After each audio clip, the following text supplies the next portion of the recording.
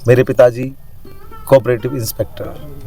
अच्छा, ये बाबा की कुटिया जो है, पहले आप देखिए कि किस तरीके से यह लकड़ियों से बाबा ने यह बनाई हुई है। जैसे हमने आपको बाहर ही दिखाया था कि बाबा के द्वारा कैसे किस तरीके से लकड़ियों के माध्यम से एक गेट बनाया गया है। जिस भी नाम का सहारा लेके देखिए, जैसे कहते हैं उल्टा नाम जपत जग जाना, वाल्मीकि भाई ब्रह्म समाना।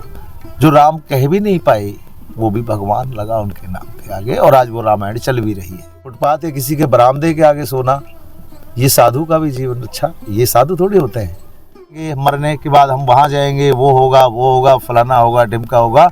लेकिन सत्य बात तो ये है कि ये किसी को भी नहीं पता है कि मरने के बाद वो आत्मा होता क्या है। उसको जीते जी ही अपने आप ही नज़ारा देखना शुरू हो जाता है, और मुझको देखना शुरू हो भी गया है। बिल्कुल, कि आगे क्या है पर्दे के पीछे। हमें तब तक का पता है कि हाँ सब कहते हैं। कोई अब देखिए ओम को तोड़ मोड़ के कर दिया कि ओम जो लिखते हैं तो हम इस तरह लिखते हैं। मुसलमानों में भी ओम, वो जो बिंदी आती है वो ओम को मोड़ दिया है।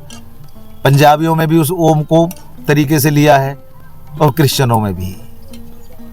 और नाव में चढ़ने के बाद जब हम पार जब जाते हैं तो रास्ते में अगर हमने नाव चेंज करी तो हमको डूबने का भय है। बिल्कुल, अगर इसमें मिलने की बारी में हम काल की पूजा में लगे रहेंगे तो क्या हम मिल पाएंगे। कोई अगर इंग्लिश पढ़ना चाहता है और मैं उससे कहूँ तू गणित के सवाल निकाल तो ना निकाल पाओगे। बिल्कुल बाबा, है ना। तो वहाँ गणित में रुचि है तो गणित ही पढ़ तो सही, कम से कम किसी चीज को तो सही करेगा। जुड़ा नारायण नारायण हरि हरि भज मन नारायण।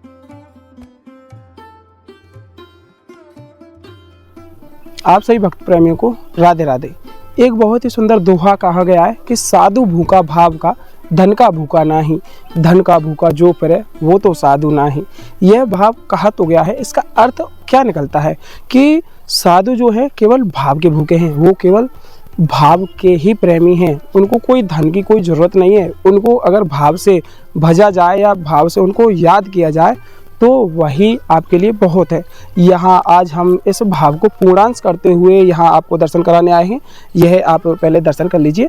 यह एक छोटा सा आश्रम है। यहाँ पर कई साधु महात्मा जो है यहाँ पर अपने ठाकुर जी के प्रति आस्था के भाव में रखते हुए यहाँ रहते हैं, और किस तरीके से वह यहाँ रह रहे हैं और कैसे उनकी जो जीवन जीवनी है, भोजन पानी की व्यवस्था है या प्रसादी की व्यवस्था है, कैसे होती है, उस सभी को दिखाएंगे। आइए देखिए, पहले ये देखिए कि किस तरीके से यहाँ महाराज जी के माध्यम से यह जो यहाँ आश्रम का गेट बनाया हुआ है। देखिए, ये कुछ लकड़ियों से बनाया हुआ, एक प्लास्टिक का जो कट्टे होते हैं उनसे बनाया हुआ, सजोया हुआ एक बहुत ही सुंदर सा आश्रम का एक गेट है।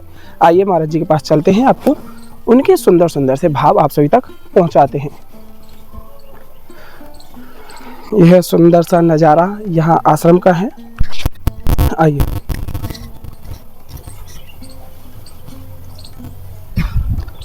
यह देखिए, यह छोटी छोटी कुटिया हैं। इन छोटी छोटी कुटियाओं में ही महाराज जी वास करते हैं। और यहाँ महाराज जी ने जैसा हमको बताया था कि एक रसोई घर है जहाँ पर संपूर्ण जो भी महाराज जी रहते हैं, 7-8 महाराज जी यहाँ इस स्थली पर रहते हैं, इस आश्रम में रहते हैं, उनका एक साथ ही भोजन बनता है। उस रसोई घर को भी हम आपको दिखाएंगे। पहले आपसे थोड़ा सा एक सत्संग का भाव जोड़ते हैं महाराज जी के द्वारा। आइए, राधे राधे महाराज जी। राधे श्याम राधे श्याम, जय जय श्री राधे श्याम। राधे राधे महाराज जी। सर्वप्रथम महाराज जी, आपका जो शुभ नाम है वह नाम आपसे जानना चाहेंगे। मेरा नाम वीरेंद्र है, वीरेंद्र गुप्ता। मैं बनिया परिवार से। अच्छा, आप बनिया परिवार से हैं। यह कहा जाता है कि जो हमारे हिंदू धर्म में है, जो बनिया समाज से हैं, वो आज तक कभी पैसे के लिए कहीं भी नहीं जाते या पैसे के लिए कभी भटकना नहीं पड़ता। बिल्कुल सत्य है। क्यों फिर आपने वह घर परिवार छोड़ करके साधु जीवन अपना लिया? देखिए, साधु जीवन पैसे के लिए है ये मैं नहीं मानूंगा। पैसा ग्रस्त के लिए है, साधु जीवन के लिए नहीं। बिल्कुल है, पहली बात ये जान लीजिए। बिल्कुल। तो पैसे के लिए साधु नहीं बना जाता, ना ही पैसे के लिए कोई साधु बनता है। पैसे के लिए केवल ढोंग तो किया जा सकता है, बिल्कुल महाराज जी, साधु नहीं बन सकता। तो ये कहते हैं ईश्वर को जिस पे कृपा करनी होती है या जिसको अपनी शरण में लेना होता है, वो उसको कहीं भी हो अपनी शरण में ले लिया जाता है। बिल्कुल महाराज। मेरे पिताजी कोऑपरेटिव इंस्पेक्टर। अच्छा। तो क्या दरोगा एक अपने बेटे के लिए इतना भी कुछ नहीं करेगा क्या कि जो जिसको भिक्षा मांगने की जरूरत पड़े? तो मैं आपको इसलिए कह रहा हूँ कि आप ये बिल्कुल दिमाग से निकाल दीजिए कि ये साधु मैं केवल भिक्षा मांगने के लिए बना हूँ। पहली बात आप ये देखिए कि मैं यहाँ कर क्या रहा हूँ। यहाँ इस समय प्रेजेंट टाइम में 7-8 साधु रहते हैं और ये 7-8 साधु एक साथ सम्मिलित रसोई किचन में बनता है खाना। इनके लिए 7-8 लोगों में जो भिक्षा का कार्य करता हूँ वो मैं अकेला करता हूँ। अच्छा, आप अकेले? हाँ, किसी को नहीं जाने देता, सबसे मना कर रखा है, कोई कहीं नहीं जाएगा, सारे भजन करेंगे, एक ही मैं अकेला जाऊंगा। क्यों? ग्रस्त से हम अलग हैं, हमें कोई लेना देना नहीं है। हम यहाँ जंगल में रहते हैं और हम 6 के 6 7 के 7 या 8 के 8 भीड़ लगाएंगे वहां जाके भोजन के लिए, तो इससे अच्छा एक जाएगा। बिल्कुल। दूसरा, अब किस तरीके से साधु रहा करते हैं कुटियों में, तो ये हम सबको जीने का ढंग, जो अब इधर से उधर घूमना, यहाँ से वहाँ स्टेशन जाना, वहाँ उतरना, दर्शन करके आए, दर्शन करने वाले फिर आके कहीं हम रहे सोए तो सही, बिल्कुल, फुटपाथ या किसी के बरामदे के आगे सोना, ये साधु का भी जीवन। अच्छा, ये साधु थोड़ी होते हैं। तो ये मैंने इसलिए बना रहा हूँ और जगह बढ़ा रहा हूँ। छोटी छोटी कुटिया लकड़ी से देखो तैयार की है, कोई इसमें पैसा नहीं लगा है, बिना पैसे के मैंने सारे कार्य किए हैं, ना ही मैंने किसी से पैसे की मदद मांगी है। डवारा गांव है, यहाँ से आटा ले आता हूँ, यहाँ बराबर ये मानपुरा गांव है, चिकसौली है, यहाँ से मैं आटे की सेवा ले लेता हूँ। बरसाना जाता हूँ, वहाँ से 2 आलू 2 टमाटर 2 प्याज किसी सब्जी वाले से लेके सबकी रसोई का प्रबंध कर लाता हूँ। मतलब सब कृपा है ठाकुर जी की, श्री जी की सब कृपा है, सब कुछ मिल रहा है। ये है बाबा की कुटिया जो है, पहले आप देखिए कि किस तरीके से यह लकड़ियों से बाबा ने यह बनाई हुई है। जैसे हमने आपको बाहर ही दिखाया था कि बाबा के द्वारा कैसे किस तरीके से लकड़ियों के माध्यम से एक गेट बनाया गया है, जो कि सिक्योरिटी का काम करता है गेट। और बाबा से और थोड़ा सत्संग का माध्यम जानते, कैसे बाबा आपका भाव जुड़ा कि आप साधु जीवन में आए? हाँ, भाव देखिए, भाव तो मेरा 1996 से साधु लाइन में नहीं था, आत्मचिंतन के लिए था। मैंने एक संत से 1996 में नाम शब्द लिया है। अच्छा। और मैं उस नाम शब्द का सुमिरन मैं और मेरी पत्नी दोनों ही करते रहे। अच्छा, आप गृहस्थ में रह चुके हैं? हाँ, मेरी 3 बेटियां हैं, तीनों की शादी हो चुकी है। अच्छा, तीनों की शादी भी हो चुकी है। संपन्न। तो मैंने हर वो पहलू देखा है जीवन का, खाली ये नहीं कि मैं अकेला साधु हूँ। 3 बेटियों की शादी भी हुई है और बड़ी दोनों बेटियों पे एक बेटी भी है। अच्छा। हाँ, और उसके बाद आज मैं साधु हूँ, मेरे परिवार वाले भी खूब खुश हैं, कोई दिक्कत नहीं है, क्योंकि उनको ये पता है कि अब इसको क्या पता चल चुका है। देखिए, अब मैं आपको एक चीज बताता हूँ।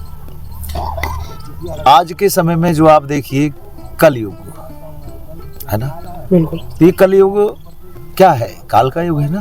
बिल्कुल। इसमें पूजा किसकी है? काल की। और ये लक्ष्य 84 भोगने के बाद जो इंसान जन्म मिला है, ये श्री हरि से मिलने की बारी है। बिल्कुल। अगर इसमें मिलने की बारी में हम काल की पूजा में लगे रहेंगे तो क्या हम मिल पाएंगे? कभी नहीं मिल पाएंगे। जय जय श्री राधे। तो ये काल की पूजा, अब देखिए, हमें इस भवसागर से पार कराने के लिए सैकड़ों नाविक बैठे हैं। नाविक जैसे कोई, हम यहाँ से जाते हैं, नदी पड़ती रास्ते में, बिल्कुल, तो उसमें नाव ले लेके अलग अलग खड़े हैं सब। और अब उनका काम तो पहुंचाने का सबका उसी स्थान पे है जिस पे जाना है आपको, लेकिन वो नाविक अलग अलग नाव लेके खड़े हैं। हम एक नाव में चढ़ जाते हैं, ठीक है, और नाव में चढ़ने के बाद जब हम पार जब जाते हैं तो रास्ते में अगर हमने नाव चेंज करी तो हमको डूबने का भय है। बिल्कुल, समझ रहे हैं मैं क्या कहना चाह रहा हूँ? तो जिस भी नाम का सहारा लेके, देखिए जैसे कहते हैं उल्टा नाम जपत जग जाना, वाल्मीकि भई ब्रह्म समाना।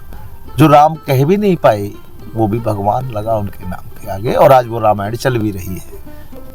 समझ रहे हैं आप? बिल्कुल। मतलब तो किसी भी एक नाम का मनन करना, अपने अंदर उतारते रहना, किसी भी नाम को।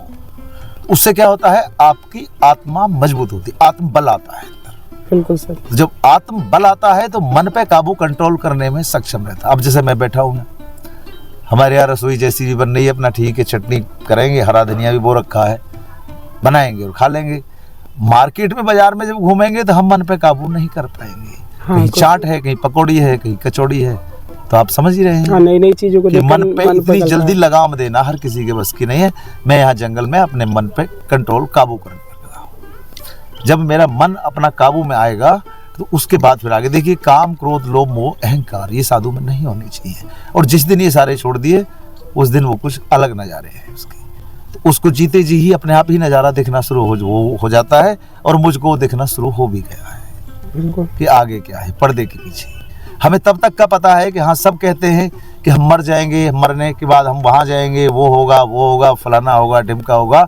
लेकिन सत्य बात तो ये है कि ये किसी को भी नहीं पता है कि मरने के बाद वो आत्मा होता क्या है। सच बात है। ये तो मर के ही देखना पड़ेगा, लेकिन उसका आभास मुझको हो रहा है। अब देखो, इंसान की बेवकूफी बताता हूं मैं आपको। देखिए, कहने को मैं हिंदू धर्म से हूं और मेरा धर्म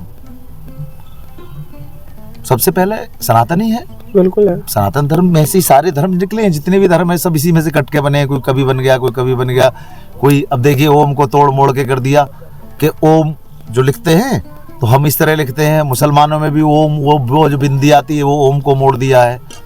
पंजाबियों में भी उस ओम को तरीके से लिया है, और क्रिश्चियनों में भी। मतलब धर्म माने ना सबका मालिक एक, तो फिर ये हम जगह जगह अलग अलग क्यों? वो जो नाविक हैं, जो पहुंचाने वाले हैं वहां तक, हम उनको ही मान बैठे हैं कि वही है। श्रीमन नारायण नारायण हरि हरि, भज मन नारायण नारायण हरि हरि, श्रीमन नारायण नारायण हरि हरि, भज मन नारायण नारायण हरि हरि।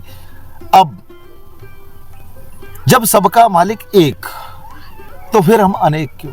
बिल्कुल। यही आत्मचिंतन करने के लिए मैं यहाँ बैठा हूँ, और यही मैं आत्मचिंतन मनन कर रहा हूँ। जैसे जैसे जो जो दिखाई देता रहेगा वो मैं आपको बताता रहूँगा। आज मेरी जो क्रिया चल रही है वो ये है कि जो भटके हुए साधु हैं उनको छोटी छोटी झोपड़ी बना के यहाँ रोक के अपना जीने का अंदाज दिखाऊं कि मैं इस तरीके से रहता हूँ और खुश हूँ। आप भी खुश रहिए मेरी तरह रह के। जय जय श्री राधेश्वर। तो मैं पहले जो साधु लोग अपना कार्य भूल गए हैं उनको सही कार्य से लगा रहा हूँ। मतलब एक जगह स्थिर रह करके ठाकुर जी के साथ में जिसका भी नाम लो, तुम्हारी मर्जी है, मैं कोई दबाव नहीं दूंगा। क्योंकि कोई अगर इंग्लिश पढ़ना चाहता है और मैं उससे कहूँ तू गणित के सवाल निकाल, तो ना निकाल पाओगे। बिल्कुल बाबा, है ना? तो वहाँ गणित में रुचि है तो गणित ही पढ़ तो सही, कम से कम किसी चीज को सही करेगा, जुड़ा रहे। तो ये मेरा मकसद है। खुर्जा का रहने वाला हूँ मैं, जिला बुलंदशहर। अच्छा, बुलंदशहर से आप किस तरह?